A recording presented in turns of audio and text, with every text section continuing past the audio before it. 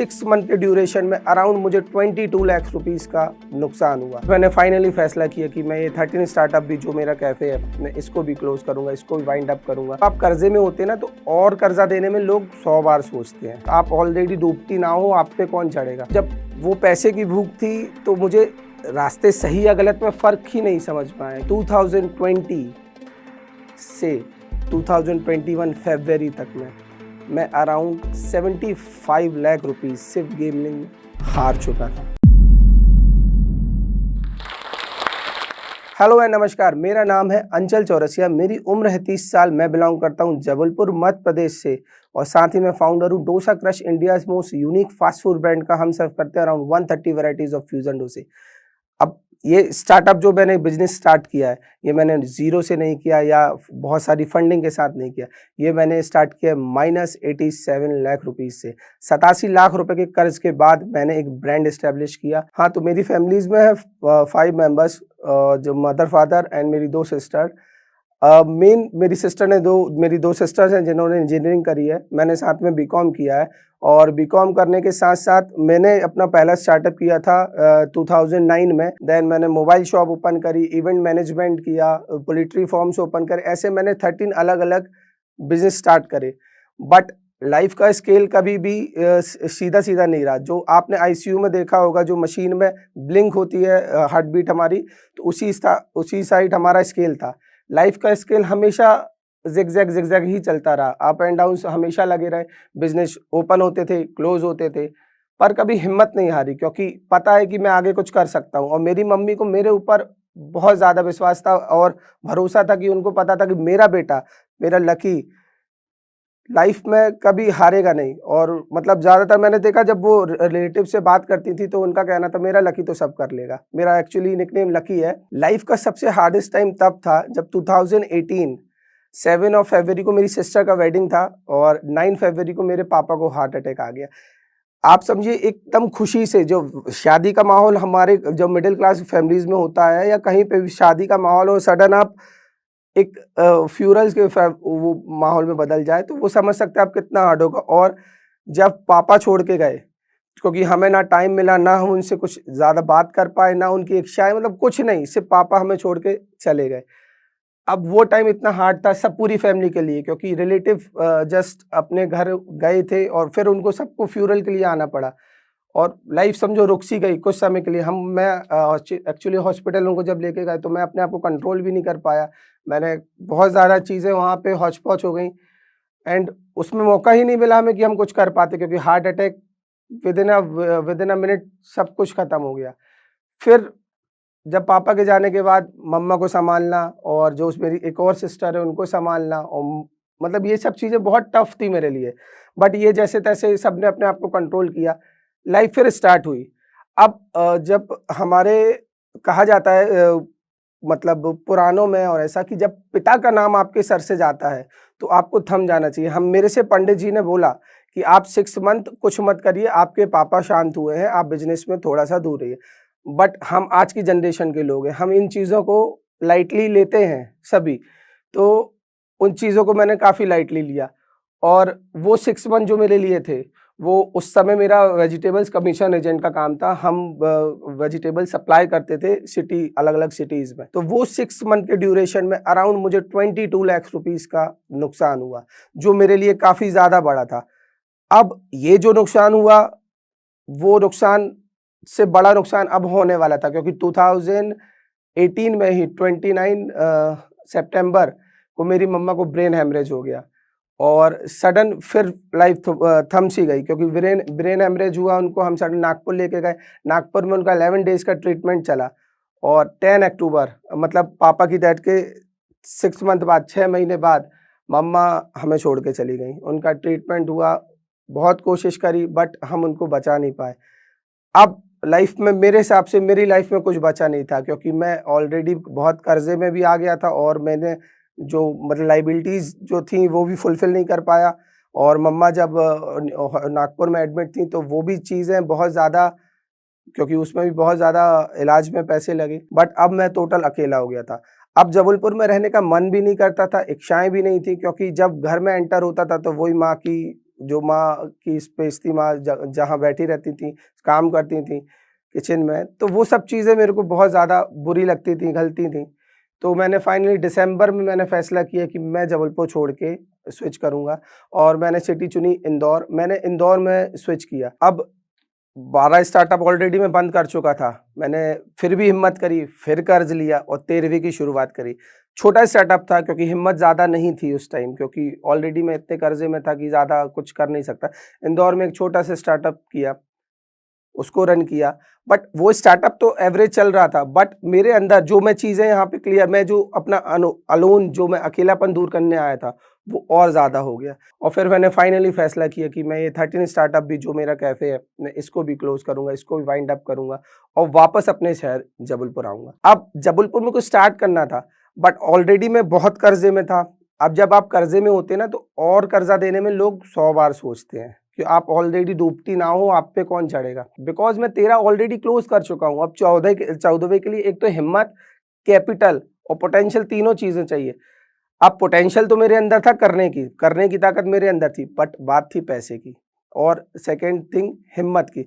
हिम्मत जैसे-तैसे मेरे को मेरे मदर के हमेशा वर्ड्स आते थे कि मेरा लकी कर लेगा।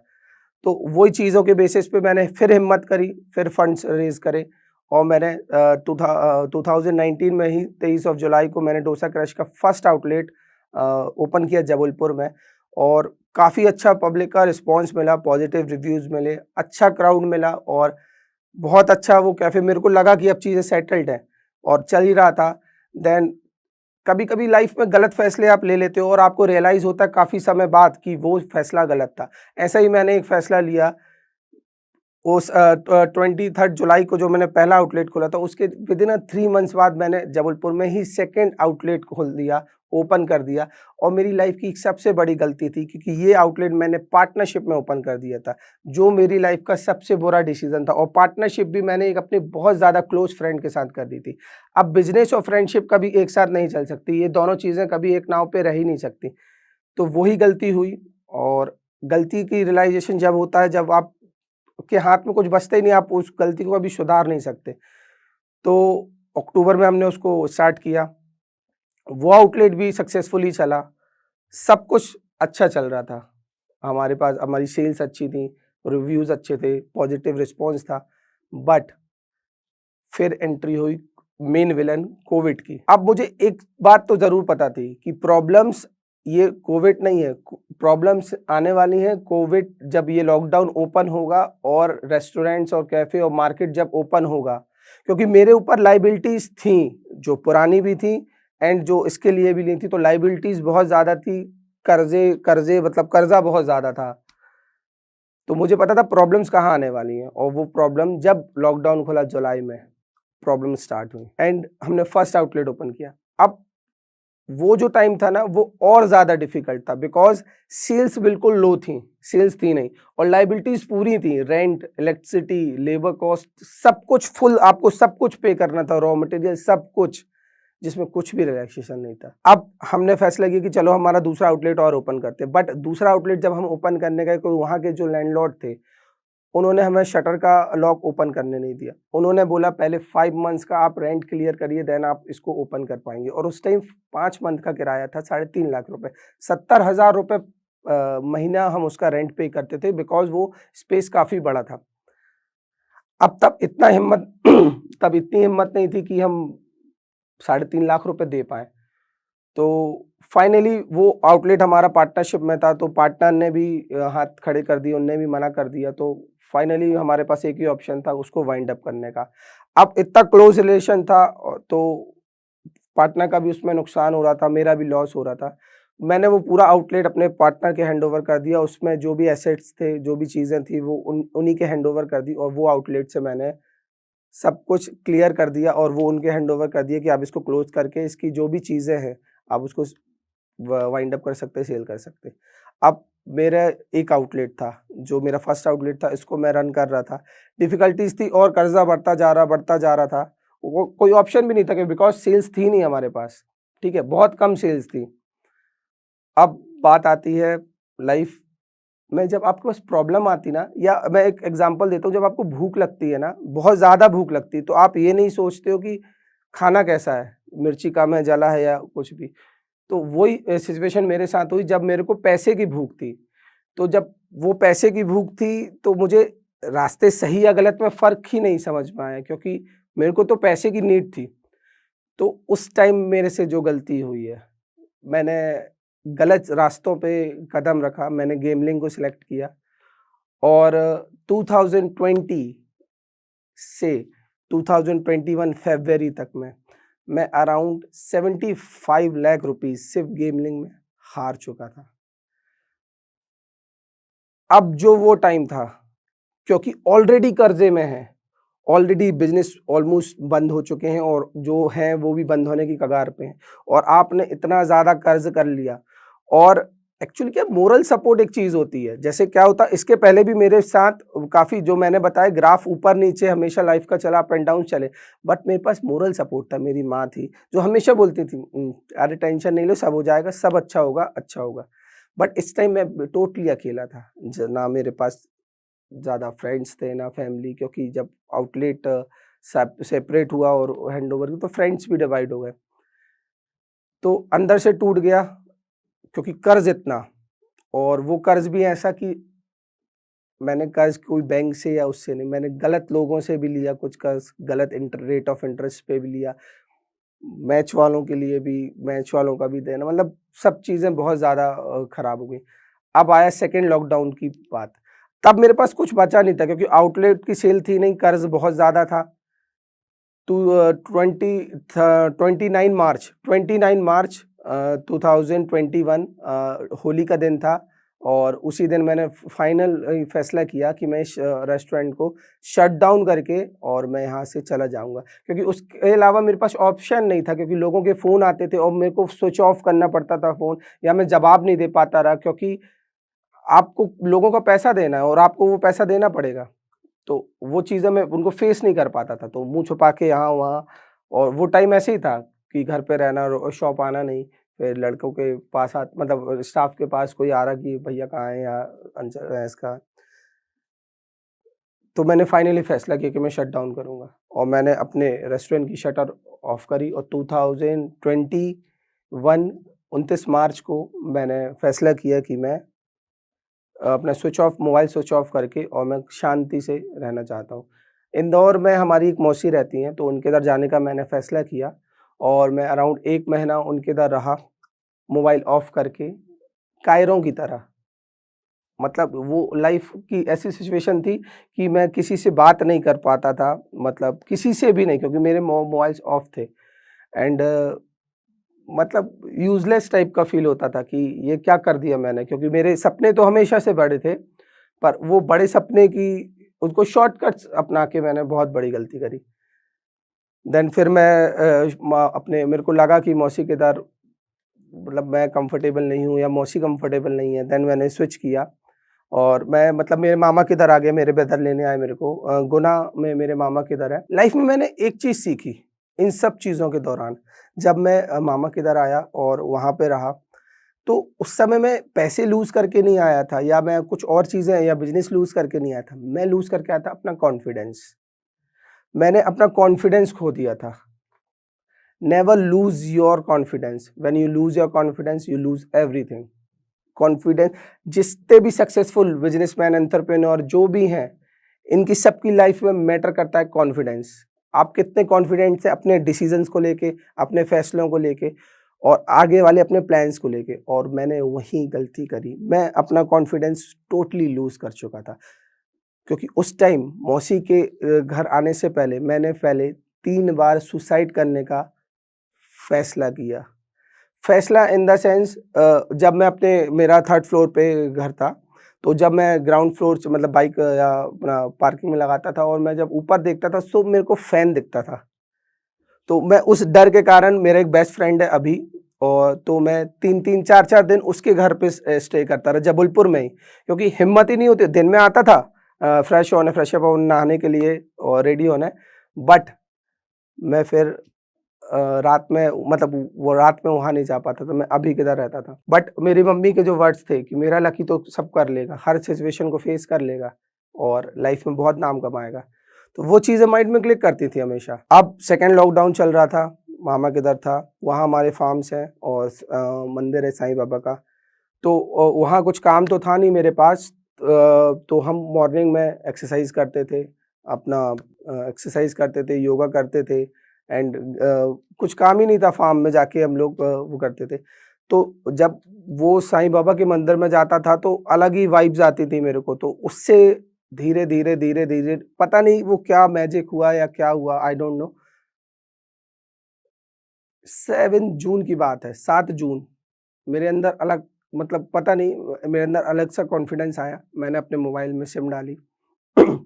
मैंने मोबाइल में सिम डाली, मैंने अपना मोबाइल ऑन किया और जिन-जिन को मुझे अमाउंट पे करना था, मैंने उनको उपत के उनको खुद से फ़ोन किया, उनको खुद से कॉल किया कि मैं अंचल बोल रहा हूँ। हाँ, आपका कितना है टोटल विद इंटरेस्ट क्या-क्या है? मैं आता हूँ, मैं देता हूँ, मैं आता हूँ, मैं देता हूँ। और 12 जून की बात है, मैंने फैसला किया कि मैं जबलपुर फिर वापस जाऊँगा और मैं अपनी लाइफ़ की जर्नी फिर से स्टार्ट करूँगा। ज़ीरो से नहीं, माइनस 87 लाख रुपीज़ से, माइनस। फैसला तो कर लिया, अब आ भी गए। कोशिश करने वाले की कभी हार नहीं होती और मेरे नाम का मतलब ही है कभी ना रुकना, अंचल।